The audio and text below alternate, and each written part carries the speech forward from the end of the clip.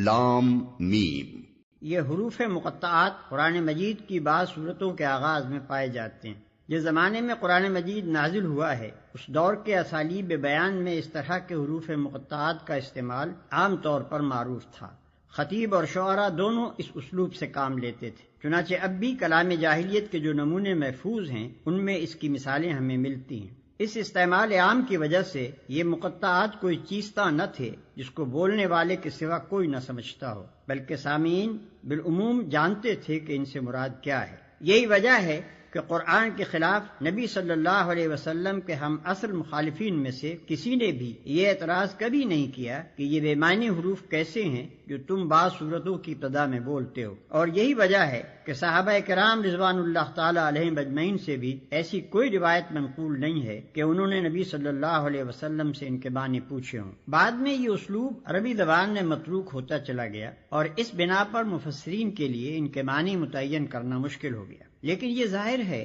کہ نہ تو ان حروف کا مفہوم سمجھنے پر قرآن سے ہدایت حاصل کرنے کا انحصار ہے، اور نہ یہی بات ہے کہ اگر کوئی شخص ان کے معنی نہ جانے گا تو اس کے راہ راست پانے میں کوئی نقص رہ جائے گا۔ لہذا ایک عام ناظر کے لیے کچھ ضروری نہیں ہے کہ وہ ان کی تحقیق میں سرگرداں ہو۔ یہ اللہ کی کتاب ہے، اس میں کوئی شک نہیں ہے۔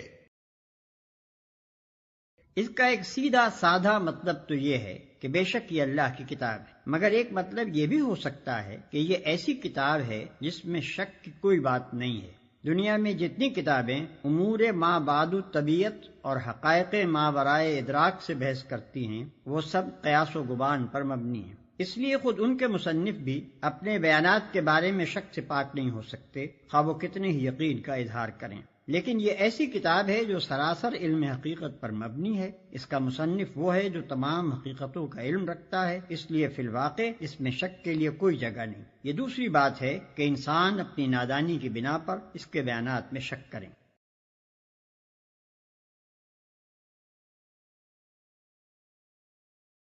ہدایت ہے ان پرہیزگاروں کے لیے جو غیب پر ایمان لاتے ہیں، نماز قائم کرتے ہیں، جو رزق ہم نے ان کو دیا ہے اس میں سے خرچ کرتے ہیں۔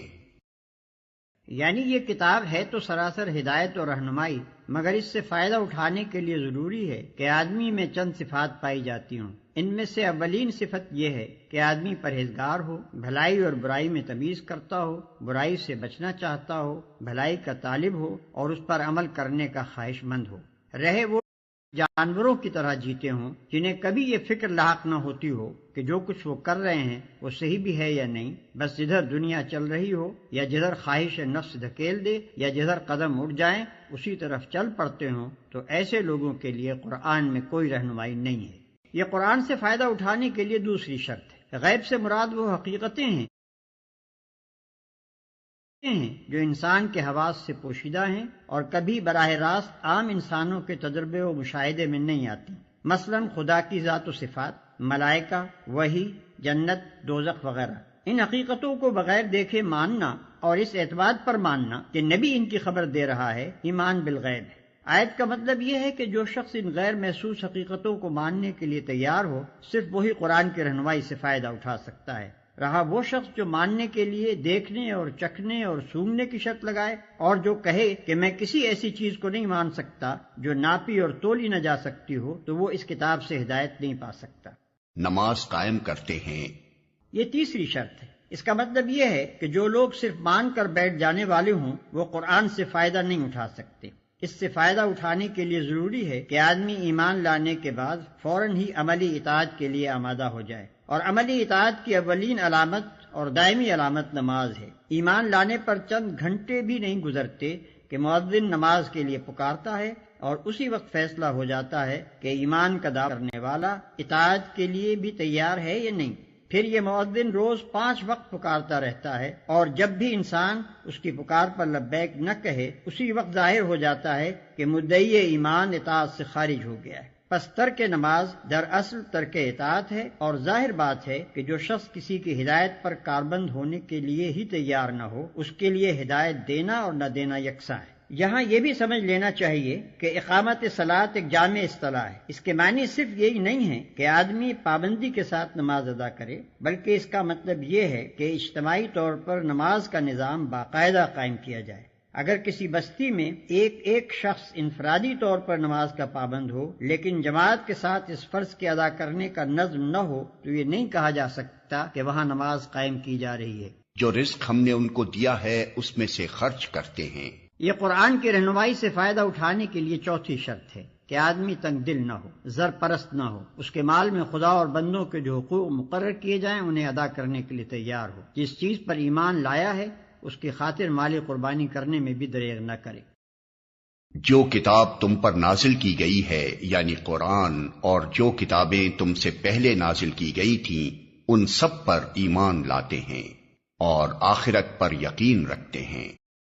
جو کتاب تم پر نازل کی گئی ہے یعنی قرآن اور جو کتابیں تم سے پہلے نازل کی گئی تھیں ان سب پر ایمان لاتے ہیں۔ یہ پانچویں شرط ہے کہ آدمی ان تمام کتابوں کو برحق تسلیم کرے جو وحی کے ذریعے سے خدا نے محمد صلی اللہ علیہ وسلم اور ان سے پہلے کے انبیاء پر مختلف زمانوں اور ملکوں میں نازل کی۔ اس شرط کی بنا پر قرآن کی ہدایت کا دروازہ ان سب لوگوں پر بند ہے جو سرے سے اس ضرورت ہی کے قائل نہ ہوں کہ انسان کو خدا کی طرف سے ہدایت ملنی چاہیے، یا اس ضرورت کے تو قائل ہوں مگر اس کے لیے وحی اور رسالت کی طرف رجوع کرنا غیر ضروری سمجھتے ہوں، اور خود کچھ نظریات قائم کر کے انہی کو خدائی ہدایت قرار دے بیٹھیں، یا آسمانی کتابوں کے بھی قائل ہوں مگر صرف اس کتاب یا ان کتابوں پر ایمان لائیں جنہیں ان کے باپ دادا مانتے چلے آئے ہیں۔ رہی اسی سرچشمے سے نکلی ہوئی دوسری ہدایات تو وہ ان کو قبول کرنے سے انکار کر دیں۔ ایسے سب لوگوں کو الگ کر کے قرآن اپنا چشمہ فیض صرف ان لوگوں کے لیے کھولتا ہے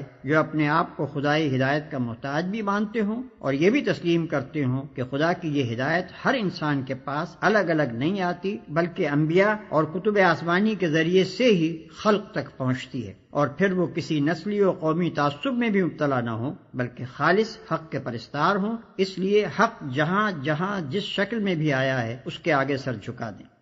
اور آخرت پر یقین رکھتے ہیں۔ یہ چھٹی اور آخری شرط ہے۔ آخرت ایک جامع لفظ ہے جس کا اطلاق بہت سے عقائد کے مجموعے پر ہوتا ہے۔ اس میں حسب ذیل عقائد شامل ہیں۔ ایک، یہ کہ انسان اس دنیا میں غیر ذمہ دار نہیں ہے بلکہ اپنے تمام اعمال کے لیے خدا کے سامنے جواب دہ ہے۔ دو، یہ کہ دنیا کا موجودہ نظام ابدی نہیں ہے بلکہ ایک وقت پر جس سے صرف خدا ہی جانتا ہے اس کا خاتمہ ہو جائے گا۔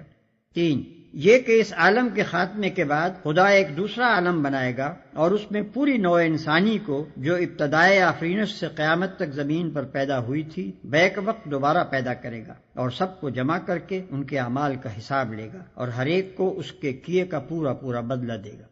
چار، یہ کہ خدا کے اس فیصلے کی روح سے جو لوگ نیک قرار پائیں گے وہ جنت میں جائیں گے اور جو لوگ بد ٹھہریں گے وہ دوزخ میں ڈالے جائیں گے۔ پانچ، یہ کہ کامیابی اور ناکامی کا اصلی معیار موجودہ زندگی کی خوشحالی و بدحالی نہیں ہے بلکہ در حقیقت کامیاب انسان وہ ہے جو خدا کے آخری فیصلے میں کامیاب ٹھہرے اور ناکام وہ ہے جو وہاں ناکام ہو۔ عقائد کے اس مجموعے پر جن لوگوں کو یقین نہ ہو وہ قرآن سے کوئی فائدہ نہیں اٹھا سکتے، کیونکہ ان باتوں کا انکار تو درکنار، اگر کسی کے دل میں ان کی طرف سے شک اور تذبذب کی کیفیت بھی ہو تو وہ اس راستے پر نہیں چل سکتا جو انسانی زندگی کے لیے قرآن نے تجویز کیا ہے۔ ایسے لوگ اپنے رب کی طرف سے راہ راست پر ہیں اور وہی فلاح پانے والے ہیں۔ جن لوگوں نے ان باتوں کو تسلیم کرنے سے انکار کر دیا ان کے لیے یکساں ہے خواہ تم انہیں خبردار کرو یا نہ کرو، بہرحال وہ ماننے والے نہیں ہیں۔ اللہ نے ان کے دلوں اور ان کے کانوں پر مہر لگا دی ہے۔ اس کا مطلب یہ نہیں ہے کہ اللہ نے مہر لگا دی تھی اس لیے انہوں نے تسلیم کرنے سے انکار کیا، بلکہ مطلب یہ ہے کہ جب انہوں نے ان بنیادی امور کو رد کر دیا جن کا ذکر اوپر کیا گیا ہے اور اپنے لیے قرآن کے پیش کردہ راستے کے خلاف دوسرا راستہ پسند کر لیا تو اللہ نے ان کے دلوں اور کانوں پر مہر لگا دی۔ اس مہر لگنے کی کیفیت کا تجربہ ہر اس شخص کو ہوگا جسے کبھی تبلیغ کا اتفاق ہوا ہو۔ جب کوئی شخص آپ کے پیش کردہ طریقے کو جانچنے کے بعد ایک دفعہ رد کر دیتا ہے تو اس کا ذہن کچھ اس طرح مخالف سمت میں چل پڑتا ہے کہ پھر آپ کی کوئی بات اس کی سمجھ میں نہیں آتی۔ آپ کی دعوت کے لیے اس کے کان بہرے اور آپ کے طریقے کی خوبیوں کے لیے اس کی آنکھیں اندھی ہو جاتی ہیں، اور صریح طور پر محسوس ہوتا ہے کہ فی الواقع اس کے دل پر مہر لگی ہوئی ہے۔